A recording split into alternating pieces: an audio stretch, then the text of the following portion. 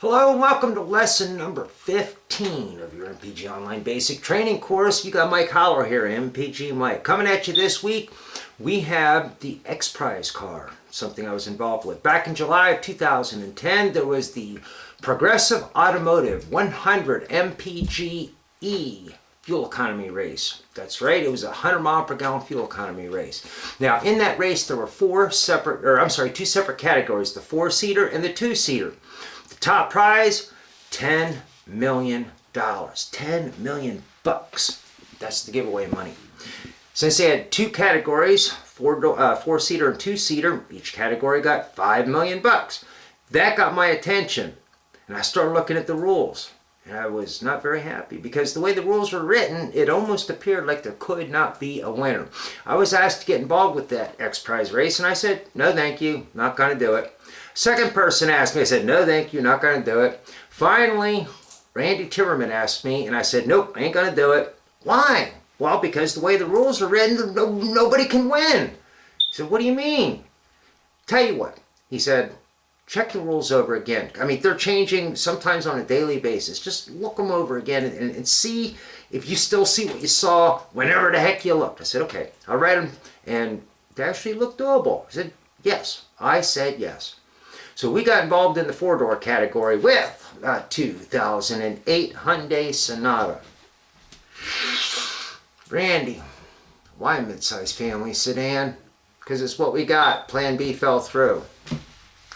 So we're going to compete against lightweight carbon fiber single-cylinder engine vehicles with the mid-size family sedan. He said, well, you still in? Yeah, I'm still in. All right, then that's what we're going to compete with. So we had to create a plan of action to be able to get this 30 mile per gallon window sticker car up to 100 miles per gallon. What we started out with was cylinder head work. Now, that's part of this course, cylinder head porting. And you've actually seen pictures of the head work that was done. So that took us to 51 miles per gallon on the maiden voyage. No computer controls, nothing else, just the head port work. Well, it didn't last long. You know, the computer started taking over, adaptive strategies. Now, you got to stay with me because lesson number 28 and 29 talk about that onboard computer. And I'm telling you, without dealing with that, you're not going to get the benefits. You're not going to see any kind of real mileage. The computer's going to win every single time. But first voyage out, 51 miles per gallon. And then we threw a whole slew of good stuff at it. We installed a hydrogen system. Now again, you get 4 different lessons on the hydrogen coming up. And we installed a product called a CalCap. Now the company's defunct. You can't buy one at any price. It's patent protected, so I'm told. Don't know. But I tried to get my friends involved. You know, friends help friends. And I was friends with the people and wanted to put a CalCap on there. You know, besides it's a good product, was a good product, and I wanted that competitive edge. And then we did some prototype stuff, something called a stratifier. Now the stratifier is an aluminum block, and it has a cone bored into the inside of it. And the cone has screw threads turned into it. PCV gases come in at the tangent of the cone, spiral around, come out the apex of the cone. The block itself is heated with engine coolant. So, you know, you're adding some thermal energy, you're adding some agitation with the textured border, boundary layer. And then we throw a fuel injector in there. So it spritz just a little bit of fuel in there and turn the PCV gases into something of a combustion accelerant. But wait, we weren't through. We then ran it through a product that is now known as the Smart Emissions Reducer. I think so highly of that product that I actually have a section on the Smart Emissions Reducer. So you get to see a little bit more in depth on what that does. Awesome product. And then of course it went back into the intake manifold and ran its normal course. We added electronic controls. Now we started out with a Motec standalone. Awesome product, top of the line, and you pay for it. Very expensive unit.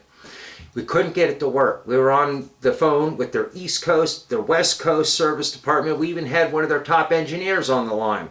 And nobody could figure out what was going on. I'd be driving along, I'd have the laptop sitting on the seat next to me, and I'm just going down the highway, and all of a sudden, the RPMs would go to like 19,000, 22,000 RPMs. And of course, it's dumping fuel like crazy. And the spark is just who knows where. And nobody could figure it out. I said, all right, well, I can't use a Motec. I pulled the Motec off. I put a Link PC-G2 on there. Why? Because I had two of them laying around. So I put one of them on, same problem. But you just cruising along and all of a sudden it's skitzing out, dumping fuel.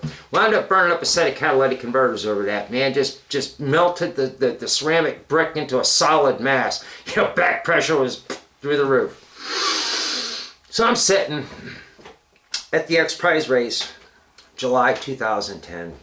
It's 8:30 in the morning, the last day of the event. I'm sipping coffee, hanging out with some of the friends that I made there, and it hit me.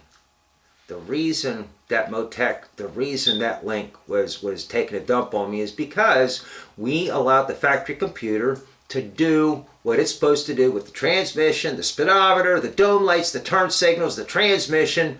All we wanted to do was take control of fuel and spark, all right? Computer did everything else. You with me? Well, it has that variable cam timing. And they put the cam sensor on the cam that spins. Their software is designed for it. Ingenious, I suppose.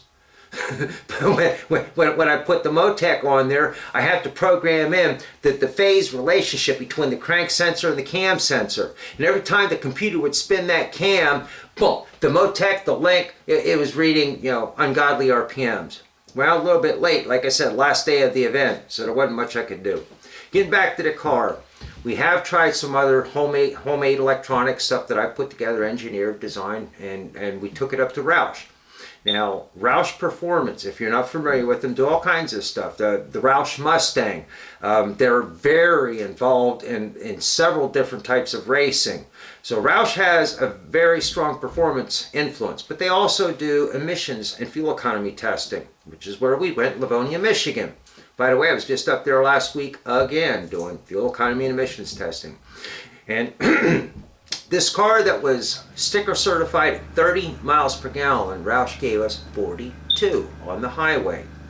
It was rated 21 city, and I think we got 26 city rating from Roush. So highway, it was a 40% increase. Not bad. So you seen the pictures, you saw the car, you now get to hear the story. It was fun. And I'm sure it will go down in the annals of history as a very prominent event in fuel economy development. Thanks, guys. We'll see you in 3 days.